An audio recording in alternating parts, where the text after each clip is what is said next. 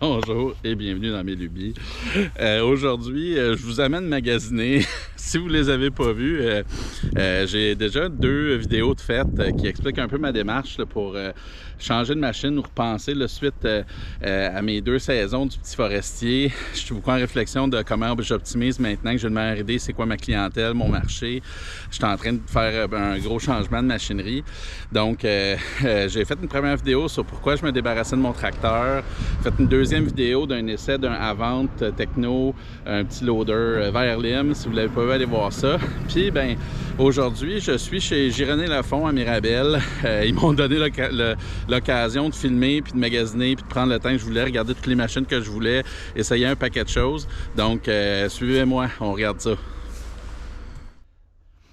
Donc, suite à la publication de ces vidéos-là, puis aussi j'avais posté sur un groupe Facebook, le groupe de tracteurs compacts du Québec, j'ai eu vraiment 1000 recommandations, plein de gens, et de marques, et de modèles, et de types de machines. Il y en a quelques-unes que j'ai retenues, puis que je voulais vraiment essayer. Le Avant en était un. C'est sûr que j'ai eu des recommandations d'aller chercher, d'aller regarder les téléhandlers, un loader articulé plus comme celui-ci qu'on voit. Celui-là, c'est un Manitou. Fait que plusieurs types de machines. Puis il y en a une grande recommandation qui est un skid ou un bobcat qu'on dit au Québec beaucoup, mais qui est dans le fond une chargeuse sur chenille, une compacte, une chargeuse compacte sur chenille, une CCC. Je pense pas que ce soit ça l'acronyme utilisé, mais ça serait plus simple. Donc c'est sûr que je vais passer quand même pas mal de temps aujourd'hui à regarder celle-là, puis on va en essayer une tout à l'heure. Mais entre-temps, je vais vous montrer quelques autres machines que je trouvais intéressantes, puis je me disais peut-être qu'ils pourraient venir combler certains besoins dans ma business. Donc, c'est sûr qu'une machine comme celle-ci, qui est une chargeuse articulée, un loader en bon français, c'est une autre gamme de machines, une autre catégorie comparativement au Avant, où c'est vraiment plus un valet de ferme, où c'est plus petit, puis ça se faufile partout. Fait que moi, j'ai ce besoin-là de rester quand même compact, parce que je travaille sur des plus petits terrains. Mais c'est sûr que si j'allais plus dans le terrassement, plus dans le paysagement ou l'excavation, où j'avais plus du matériel à déplacer, un loader, je pense que c'est un choix quand même judicieux. Pas nécessairement dans mon cas. Peut-être un jour, si mon volet d'affaires d'excavation, terrassement, il prend un plus grand envol, peut-être que ça pourrait justifier d'avoir une machine comme celle-ci. Mais pour l'instant, c'est pas tout à fait assez versatile pour les besoins que j'ai. Puis c'est pas... c'est vraiment...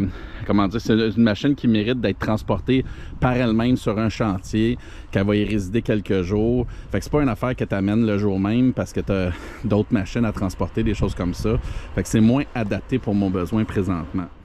Un autre modèle, un autre type de machine qui m'a été suggéré, surtout dans la manipulation de palettes, manipulation de mes cages de bois de chauffage là, que je vais de faire de plus en plus.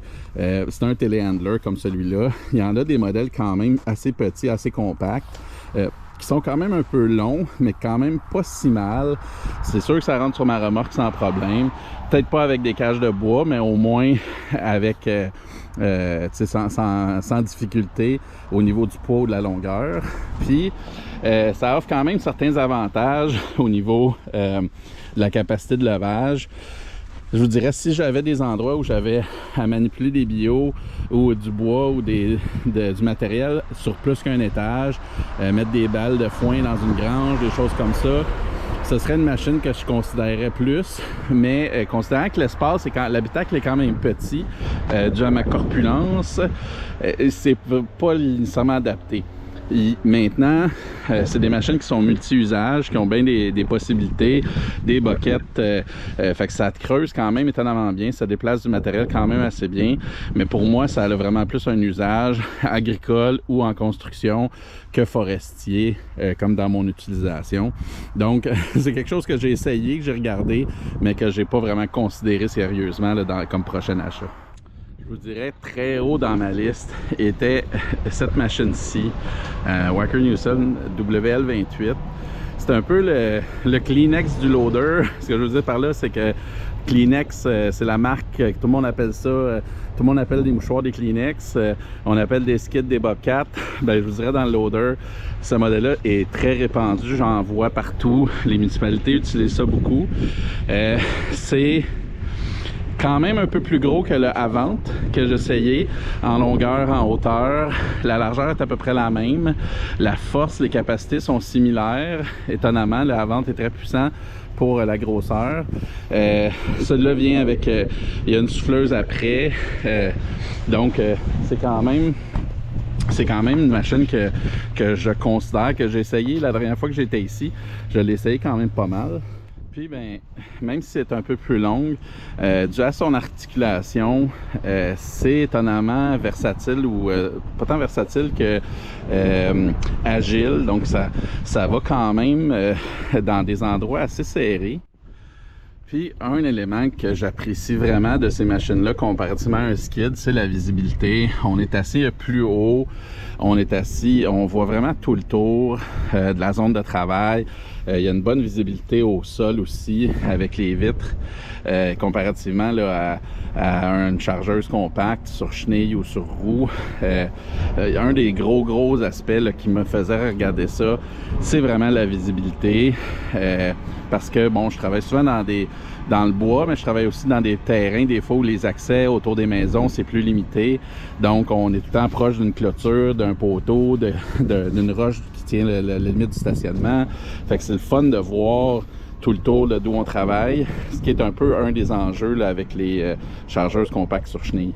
C'est sûr que je ne l'ai pas essayé sur mon terrain, mais je suis un peu... les expériences que j'ai eues avec la vente m'ont aussi fait montrer que c'est des machines qui sont vraiment pas faites pour travailler en instabilité dans des pentes gauche-droite. C'est relativement assez facile à faire virer sur le côté. Le fait que le poids soit tout en arrière va toujours faire en sorte que moindrement qu'on descend, qu'on travaille en pente ou avec des plans qui changent, comme chez moi où j'ai des petites côtes à gauche, à droite, quand même assez fortes, ben ça peut faire virer comme ça, surtout par en arrière sur le côté, surtout si on travaille chargé, que la charge soit haute-basse. C'est sûr que comme n'importe quoi, il faut tout le temps garder nos charges basses quand on se déplace, mais malgré ça, c'est un peu instable pour l'usage que moi j'en fais. Terrain régulier, les pentes dans les Laurentides, dans mon coin, c'est juste pas nécessairement pour l'utilisation que moi j'en ai la machine idéale. Mais travailler en terrain un peu plus plat, même si c'est caouteux, c'est correct. Là, la suspension, elle va bien, puis le fait que ce soit articulé, pivotant, oscillant dans le milieu, ça gomme, ça mange les bosses, fait que ça va bien. C'est plus le fait que je sois en grande pente qui fait que finalement j'ai pas opté pour ce type de machine là. Peut-être un jour, comme je dis, si j'ai à déplacer plus de matériel, je reviendrai à un loader vraiment, si je travaille plus en excavation, plus de la terre à déplacer, beaucoup de matériel. Mais étant donné que je suis encore plus dans de la forestation, des terrains réguliers, des cours arrière, des choses comme ça, c'est pas l'idéal pour moi. En tout cas, mettons que l'effet pandémie est passé, ils ont du stock en masse, ce qui est quand même le fun. Quand j'avais parti ma business, c'était encore l'effet pandémie, ça fait que les compagnies, les garages avaient très peu d'inventaire. Il y en avait, mais tout était sur commande, alors que là, la cour est pleine, puis ça donne l'opportunité de faire des journées comme aujourd'hui où on peut venir essayer des machines, en regarder plusieurs, les comparer une à l'autre. Le garage ici, on Yanmar, Wacker-Neuson, vous avez vu du New Holland, ils ont du Mecalac, ils ont beaucoup de Manitou. Donc c'est toutes des compagnies qui ont quand même des modèles et des offres de produits assez variés. Fait que c'est quand même le fun de pouvoir venir essayer ça. Mais là, aujourd'hui, on va jouer avec cette machine qui, bon, on en parle, qui est la fameuse chargeuse compacte sur chenille dont je parle depuis tantôt. Bon, premièrement, je vous le dis tout de suite, c'est pas celle-là que j'achèterais. C'est pas la Wacker-Neuson ST45. Cette machine-là, 45 que j'ai demandé, c'est le poids 4500 livres ou kilos. Ouais, 4500 kilos. Fait que c'est un moteur 80-85 HP, quelque chose comme ça qu'il y a là-dedans. c'est ça qui était disponible pour l'essayer, puis ça faisait longtemps que je voulais jouer dedans, mais je me suis assis vraiment dans de plusieurs marques. J'ai évidemment, là, par ma proximité avec JLD Lagu à Sainte-Agathe, j'ai essayé, j'ai pas essayé, mais je me suis assis dans à peu près tous les modèles de John Deere qu'il y a, le 325, le 333 G, dans les plus grosses chargeuses sur chenilles, puis quelques modèles de skid sur roue, donc imaginez la même affaire mais avec des roues à la place des chenilles, c'est pas mal ça les différences. Je me suis assis dans un Kubota SVL 75, 65, 75. Je me suis assis dans un Manitou, puis ça c'est excluant les vieux modèles des années 90 qu'il y a dans mon centre de location local, que j'ai essayé un peu, mais que c'était vraiment à la vieille, là, à l'ancienne. J'ai essayé plusieurs Bobcat. Puis quand je dis essayer, c'est que je me suis assis dans plusieurs Bobcat. C'est vraiment la première opportunité aujourd'hui que j'ai de l'essayer, de jouer avec une machine de ce genre-là. Fait que je vais me filmer un peu. Ils m'ont donné le contrat de déneiger leur cours. Non, mais blague à part, ils ont un petit terrain de jeu ici où est-ce qu'il y a de la neige. Fait que je vais venir gratter les tas de neige, voir ce que je suis capable de ramasser. Essayer de pas tout arracher le gazon. Puis on va s'amuser avec ça. Ah oui, avant de tu sais, quand j'ai dit que c'était pas celui-là que je voulais acheter, ça veut pas dire que c'est pas un bon modèle. Je le connais pas assez pour ça. La raison pourquoi c'est pas ce que j'achèterais, c'est que il y a différents modèles qui s'en viennent, de Yanmar entre autres, qui ont une meilleure visibilité dans le bas ici. Ils ont des vitres qui permettent de voir un peu mieux là, les chenilles puis le boquette, le coin du boquette. Fait que disons que ce serait ces modèles-là qui seraient dans le haut de ma liste. J'ai évidemment un bon lien avec mon dealer John Deere. Fait que c'est sûr que 325G, 333G, ça reste sur ma liste. La raison pourquoi je suis moins tenté d'aller vers John Deere, franchement, c'est vraiment pas parce que j'ai pas eu du bon service ou que c'est pas des bonnes machines, au contraire. C'est juste que ce que je recherche, comme dans toutes mes autres machines, puis de début de mon histoire dans ce domaine-là, je veux petit effort, compact effort, petit effort. Puis ben un 333G, c'est 100 HP, ça a vraiment du flot hydraulique, mais c'est un monstre, c'est un tank, c'est immense. Fait que c'est encore là, être plus du côté excavation, puis vraiment vouloir déplacer du gros matériel. Tu sais, juste avant de m'acheter un bulldozer, j'irais dans cette gamme de machines-là, mais j'essaie de trouver quelque chose qui est un petit peu plus petit, un peu plus compact, puis qui m'amènerait un flot hydraulique, puis une capacité en moteur plus élevée, pour principalement avoir l'option plus tard d'ajouter une tête déchiqueteuse, un mulcher à la machine, même si aujourd'hui, j'ai pas de contrat pour ça, puis il y a bien de la roche dans les Laurentides, puis c'est très rare les contrats où ça m'aurait servi dans le passé, peut-être une ou deux fois, ce qui justifie pas un achat à 250 000 $. J'aimerais ça, avoir la chance d'ajouter une tête déchiqueteuse sur mon skid, même si initialement j'en ai pas besoin, sans avoir à changer de machine plus tard. Donc appelons ça être future proof. Donc, les gros avantages de ces machines-là, vous allez les voir en action, c'est très fort, ça charge vraiment, tu sais, c'est très fort. On va tenir ça simple.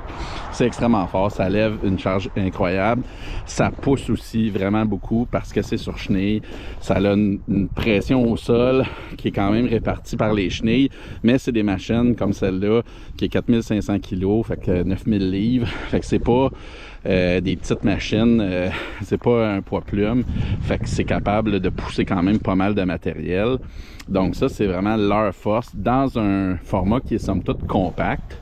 Donc c'est pas impensable pour moi d'avoir une machine comme ça sur ma remorque, puis d'avoir quelques cages de bois franc à les porter, de bois de chauffage par exemple, ou d'avoir d'autres équipements sur ma remorque.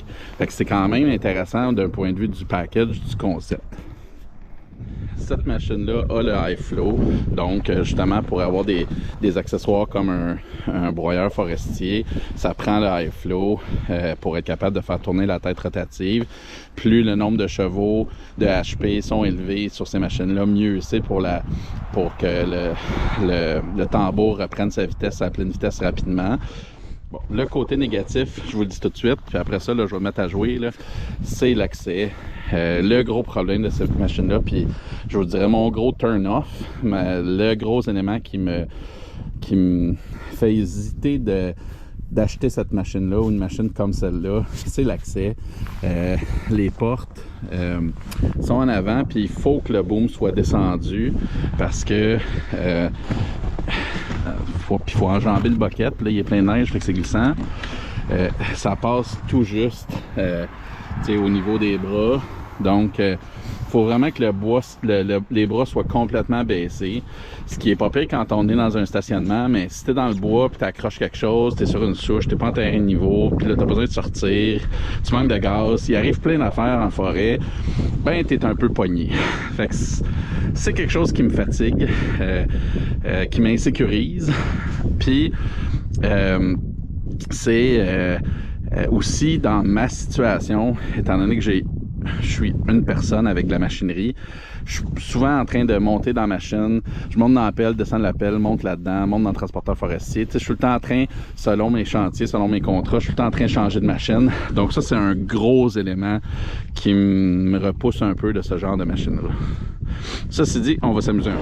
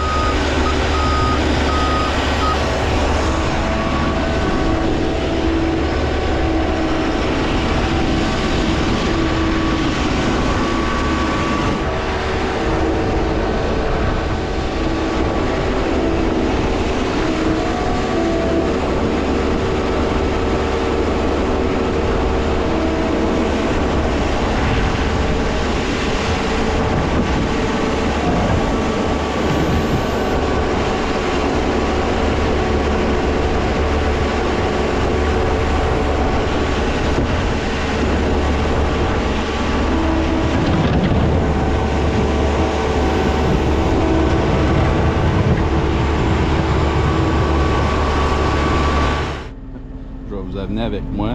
Donc, l'accès de ces machines-là est un peu tout pareil. Donc, il y a des marches pour se rendre dans la machine. Ça donne aujourd'hui, j'ai un mal dans le cou, fait que faut se contorsionner un petit peu pour rentrer dedans. Mais c'est quand même assez spacieux. On disait que la clairance là, était minimale pour la porte.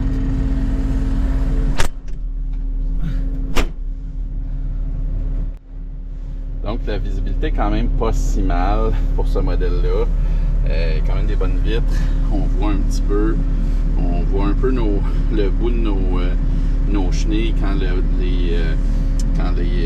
la chargeuse est baissée. Il y a une caméra de recul sur ce modèle-là, donc c'est quand même, somme toute, ça va bien. Première réaction, vous m'avez vu aller un peu de croche. C'est définitivement un autre style de machine. Faut apprendre à l'apprivoiser. Il y a différents modes de conduite également. ABC, le A, c'est vraiment plus sensible au niveau des contrôles. C étant donnant plus de jeu, il faut faire des plus gros mouvements pour se déplacer. Bizarrement, je suis déjà plus à l'aise avec le A, juste parce que, étant donné que ça répond mieux de façon plus directe à ce qu'on fait, on dirait que c'est plus facile à apprendre à doser que quand il y a du lousse. Première impression. Sinon, ce modèle-là, souvent, quand on s'assoit, ces machines-là, ils ont soit des bras, des espèces de bras qu'il faut descendre pour nous tenir. Ce modèle-ci, c'est la ceinture là, qui agit comme sécurité. Quand la ceinture est bouclée, la machine elle devient fonctionnelle, je pense. Ah oui, je suis sur le parc, je me demandais pourquoi elle ne marchait pas. Ça prend ça. Puis, l'autre chose, ça va quand même... c'est quand même... comme première impression, là, c'est quand même impressionnant à quel point ça bouge sur un dizaine, je vais le dire de même. Ça tourne vraiment sur soi. Je comprends très bien pourquoi les compagnies de paysagement ils ont le combo mini-pelle puis mini-skid, là, ou skid, pas mini-skid, mais skid. C'est vraiment une combinaison, haute versatilité. La pelle qui creuse, puis le skid qui déplace le matériel. Je veux dire, c'est vraiment un bon combo. C'est facile à comprendre, à justifier pourquoi est-ce que les gens utilisent ça. Je suis pas convaincu 100% pour moi, parce que mon ratio de contrat bois-terrassement, présentement, les 2 dernières saisons, était vraiment plus dans le bois.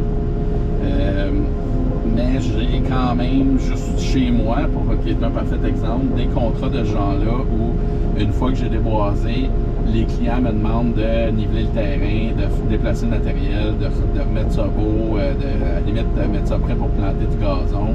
Donc, c'est des contrats que j'ai puis que j'aimerais avoir plus, honnêtement. Donc, une machine comme ça, c'est parfaitement adapté pour ce genre de besoin-là. Fait que c'est sûr que c'est bien intéressant comme concept. Puis, aussi pour le volet, appelons ça le volet terrassement, c'est sûr, mais aussi le fait de pouvoir mettre des fourches à palettes là-dessus, puis que ce soit, je sais pas si vous voyez bien, c'est assez facile à aller chercher le niveau avec ces machines-là. C'est d'aller vraiment gratter la neige. J'essaie de ne pas me gagner leur gazon, mais je suis quand même capable d'aller chercher la neige assez facilement.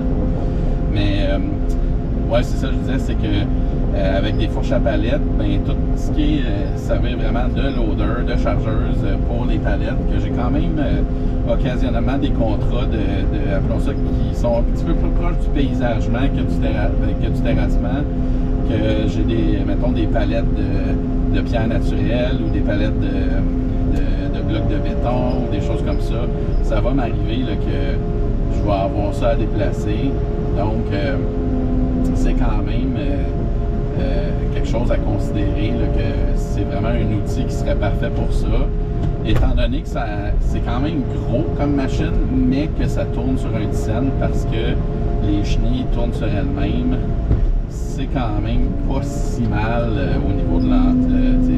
On peut tourner comme ça sur soi quand même assez bien. Comme je dis, cette machine-là est large, j'ai de la place pour mes épaules, je suis bien assis droit. Honnêtement, le confort est là, mais je me sens pris comme dans un petit tank. C'est juste une porte en avant, c'est pas facile rentrer-sortir. Fait que c'est vraiment quelque chose que je m'attendais pas qui me dérangerait. Je suis pas claustrophobe de nature. C'est pas quelque chose qui n'a jamais été une considération pour moi. Je suis habitué d'être gros, je suis habitué d'être serré, puis que les affaires ne soient pas faites aux dimensions pour ma grandeur. Mais comme machine, dans de la machinerie lourde, ça me fatigue un petit peu. Ceci dit, ça se pogne très vite. C'est ma première fois embarqué là-dedans. Je me sens déjà relativement à l'aise au niveau de la manipulation. C'est quand même facile à opérer. Quand on a opéré d'autres machineries, c'est somme toute simple. Le joystick de gauche sert au déplacement, donc on avance, on recule, on tourne à gauche, on tourne à droite. Puis joystick de droite, c'est pour la chargeuse. Fait qu'on lève, on descend, on curl le bucket, fait qu'à gauche, on curl le bucket, à droite, on le vide. Donc on tourne. Prendre l'angle que vous voyez les deux. À droite, à gauche. Fait que c'est somme toute plus facile d'opération. Comparativement, mettons, à mon transporteur forestier, où il y a pas mal plus de fonctions à apprendre, où il y a... j'ai une bonne place, quand même des bonnes places pour mes jambes. Là, moi, je fais 6 pieds, 180 cm, donc comme je suis assez corpulent, fait que j'ai bien du confort, j'ai de la place pour me plier les jambes. Puis la pédale sert au throttle, fait que c'est soit qu'on met un throttle constant, ou bien on sert la pédale pour augmenter le throttle. Fait que ça, c'est selon l'habitude. Là, moi, étant donné que j'apprends, je me concentre sur mes mains. Fait que j'aime mieux que le throttle soit plus constant. Puis après ça, ben, je m'habitue. C'est le fun. Je m'attendais pas à avoir du plaisir, mais c'est quand même le fun à opérer, de façon générale. On va aller jouer des tas de terre. Il y a d'autres tas de neige. Puis je me dis, s'il y a quelqu'un qui a déjà passé, je peux passer.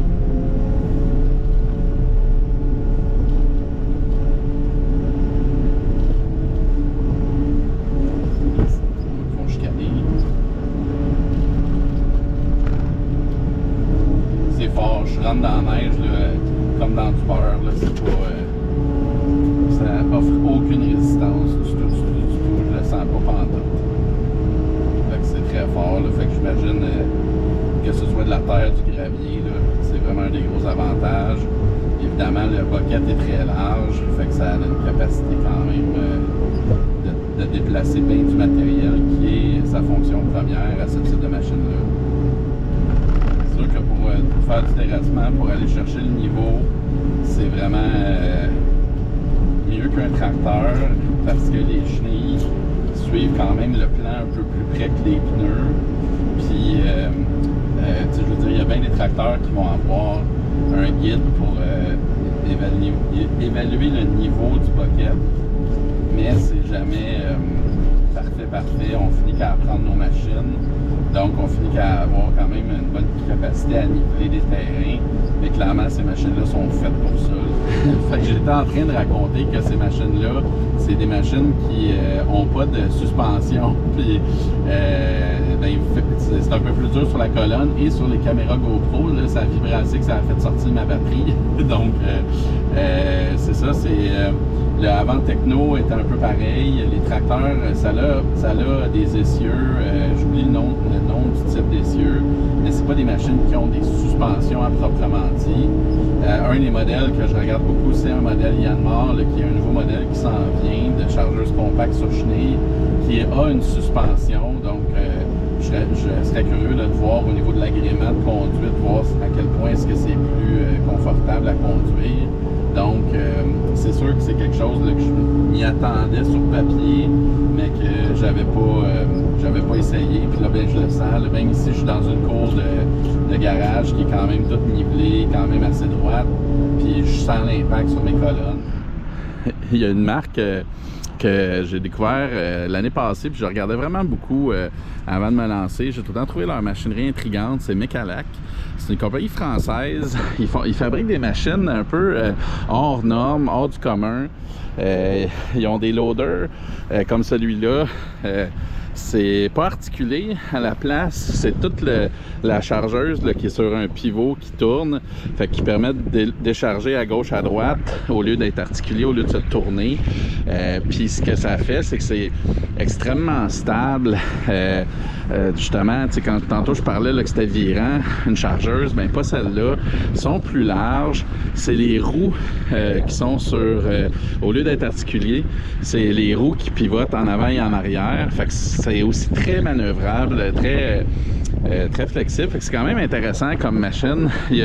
J'adore les compagnies qui sortent un peu des paradigmes habituels où tout le monde fait des pelles pareilles, tout le monde fait des skids pareils, tout le monde, il va y avoir des différences mineures dans la réalisation de comment chaque compagnie fabrique une bébelle, mais c'est la même bébelle ultimement.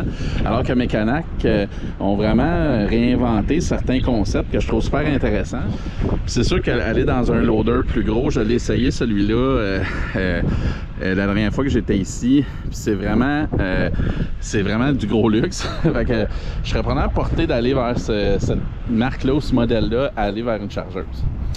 Puis, ben, il y a un autre type de machine qui m'a été suggéré par quelques personnes, puis que j'ai tout le temps trouvé intrigante. C'est celle-ci. C'est une Mekalac MCR. Celle-là, c'est un modèle 10 tonnes, une 10. Là, le bucket qui est à l'envers, normalement, c'est vraiment un gros godet qui fait la largeur de la machine, puis qui va de l'autre côté. C'est une machine qui est un hybride entre une pelle, une excavatrice, puis un skid.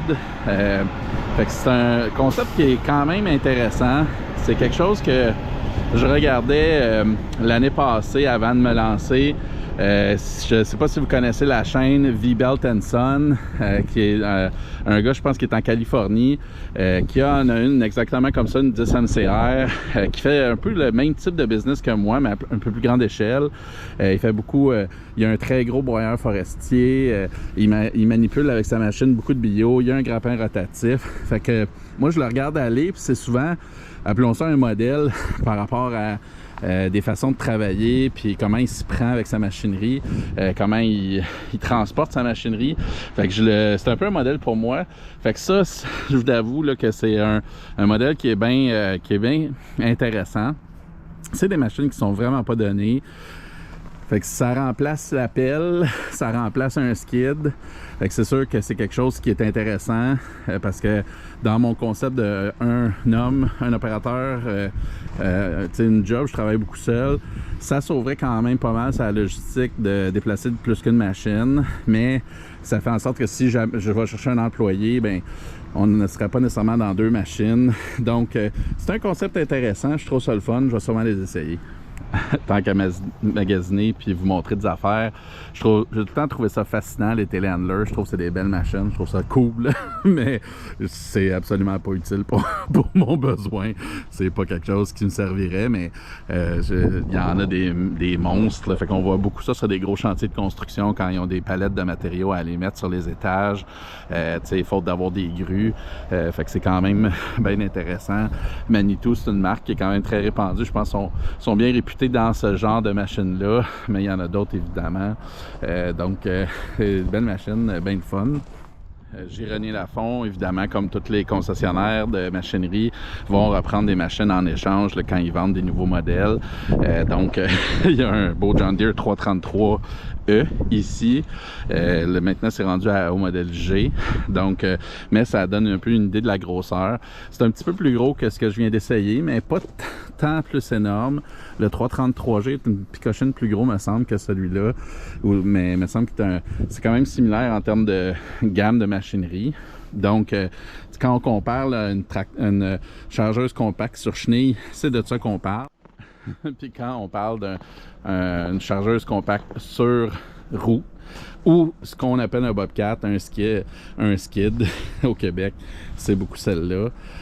Avantage inconvénient, ça fait un peu moins de dégâts sur le terrain sur roue. Ça tourne un petit peu mieux.